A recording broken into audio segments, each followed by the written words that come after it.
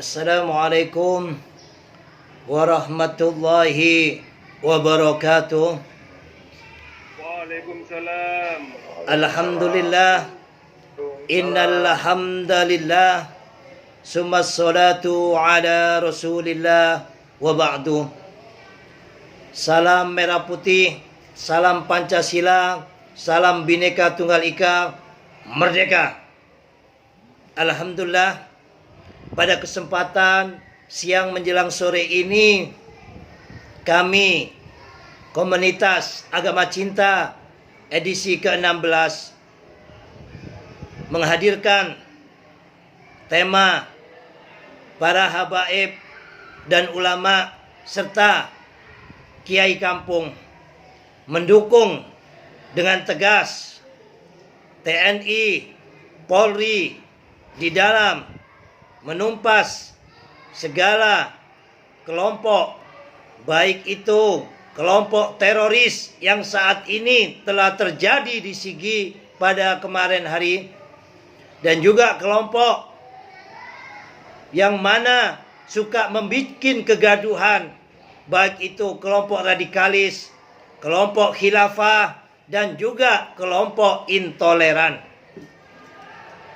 Kita hidup di Indonesia ini, alhamdulillah, alam kita kaya raya, subur dan makmur.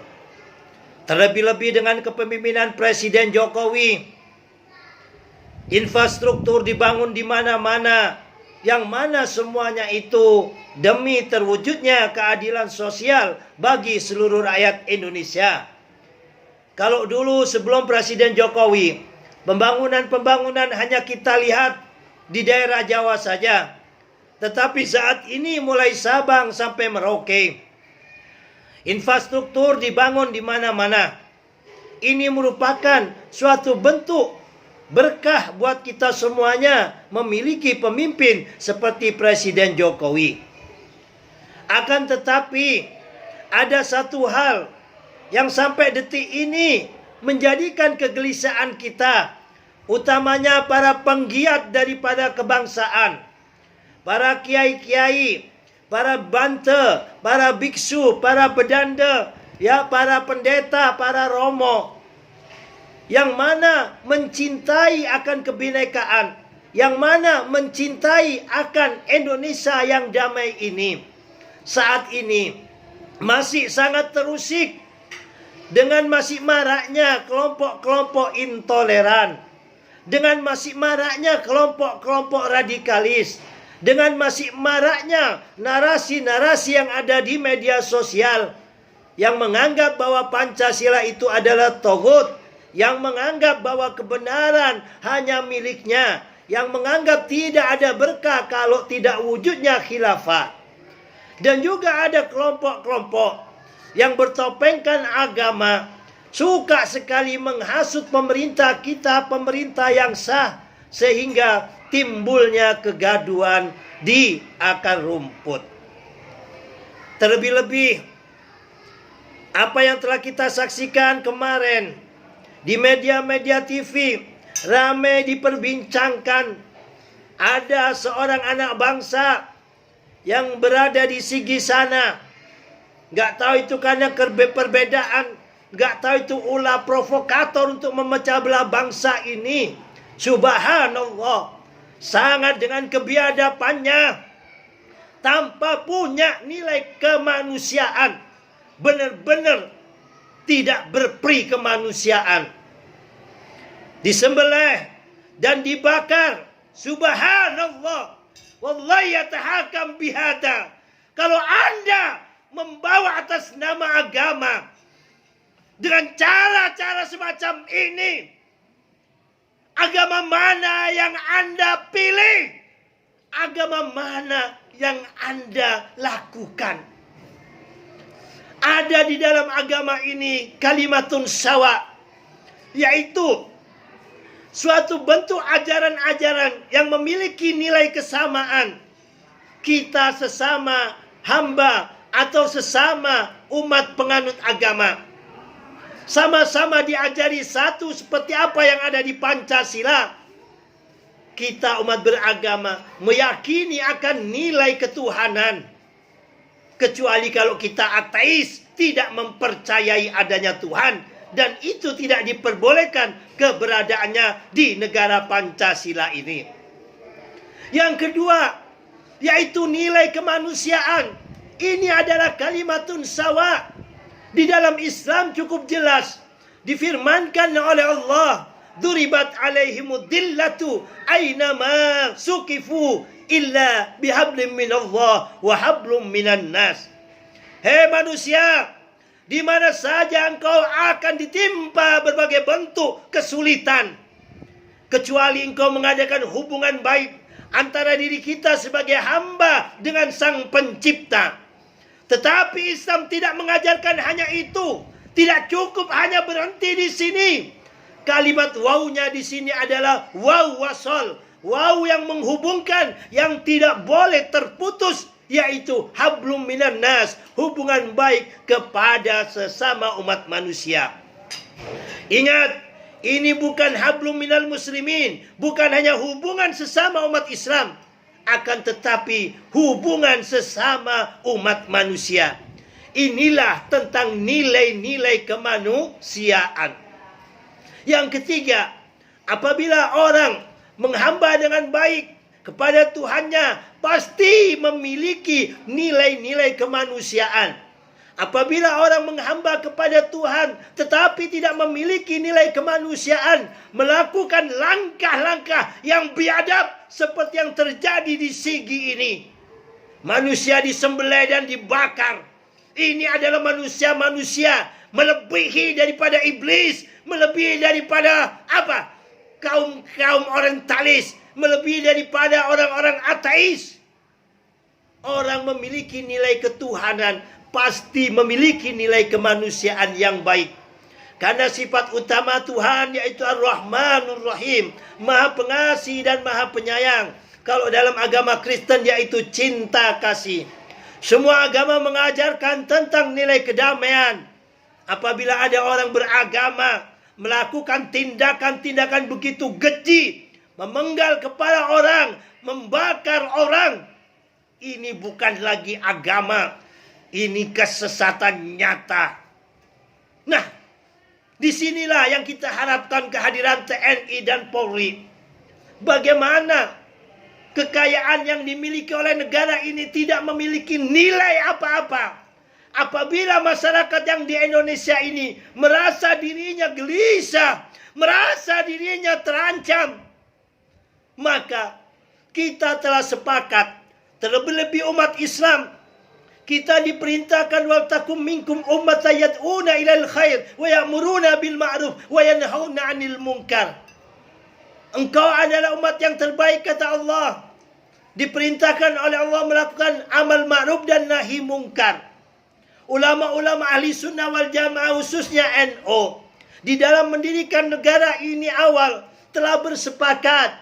Para ulama-ulama ini sebagai moral force, kekuatan moral membimbing di dalam amal ma'ruf dan nahi mungkar, yaitu diberikan kepada pemerintah ini, dalam hal ini yaitu TNI dan Polri. TNI dan Polri inilah yang memegang peranan di dalam power force, yaitu nahi mungkar. Maka apabila ada kelompok-kelompok sipil yang mereka melakukan power force, nah di sini berarti tidak memahami nilai kebangsaan, tidak memahami nilai kenegaraan kita. Islam tidak memisahkan hal ini. Islam tetap melakukan perintah Allah secara kafah. Amal ma'ruf dilakukan oleh para ulama, para asatid, dan nahi mungkarnya diserahkan kepada TNI dan Polri.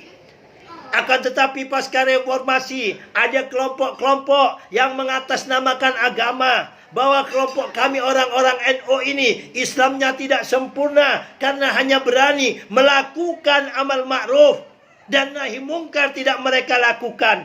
Ini adalah pandangan yang keliru. Ini kurang memahami wawasan kebangsaan. Ya, negara ini bukan didirikan oleh orang lain, Negara ini didirikan oleh seluruh komponen anak bangsa. Ya, di dalam BPIK sebelum kemerdekaan yang ada. Ya, yang melaksanakan undang-undang, yang membuat undang-undang, baik itu Pancasila, Undang-Undang Dasar 45, persiapan daripada kemerdekaan ini digodok oleh para tokoh-tokoh agama, termasuk di dalamnya adalah tokoh-tokoh ulama-ulama, baik dari NU, dari Muhammadiyah, dan dari kelompok-kelompok ormas Islam yang lainnya. Dan juga ada perwakilan daripada tokoh-tokoh agama yang lainnya. Dan di salah satu isinya yaitu amal ma'ruf itu dilakukan oleh para tokoh-tokoh agama ini. Dan nahi mungkar diserahkan kepada siapa? Pemerintah dalam hal ini yaitu TNI Polri. Maka dari itu hal ini jangan dibalik. Bagaimana para ulama, para tokoh-tokoh agama ini, ya, tugas utamanya adalah melakukan amal ma'ruf ini. Mengajak umat manusia kepada kebaikan, kepada kedamaian, kepada persatuan. Dan nahi mungkar kita serahkan kepada TNI dan Polri. Jangan ada kelompok-kelompok sipil melakukan nahi mungkar dengan melakukan sweeping-sweeping semaunya. Karena itu katanya perintah Allah. Ya memang, tapi perintah Allah itu jelas. Tetapi tidak memiliki wawasan kebangsaan. Sebelum negara ini dibentuk, sebelum negara ini dimerdekakan, para ulama dan tokoh agama semuanya telah bersepakat. Nah, di sini perlu adanya pemahaman. Dan selanjutnya, harapan kita bagaimana nahi mungkar, pencegahan dari kemungkaran, yang mana seluruh umat Islam dan juga seluruh rakyat Indonesia ini menyerahkan, mengamanatkan sepenuhnya kepada pemerintah, kepada TNI Polri, agar kemungkaran-kemungkaran yang ada pada bangsa ini jangan dibiarkan. Negara harus hadir. Negara harus benar-benar tegas menindak kelompok-kelompok yang melakukan kemungkaran-kemungkaran. Baik kemungkaran itu bentuknya apa? Bandar narkoba. Baik itu bentuknya koruptor. Dalam hal ini adalah tentang keamanan dan ketenangan seluruh anak bangsa Indonesia yang akhir-akhir ini merasa terusik dengan kehadiran kelompok-kelompok intoleran. Orang beribadah dicegah, orang beribadah diganggu, rumah ibadah dipersulit. Dan yang lebih miris lagi kejadian kemarin yang terjadi di Sigi, ya, nggak tahu itu apa sebabnya orang sampai dibakar dan disembelih. Sekali lagi kami minta TNI dan Polri hendaklah bersikap tegas kepada kelompok-kelompok yang Gus tadi sebutkan, yaitu kelompok teroris, kelompok radikalis, kelompok khilafah, dan kelompok intoleran.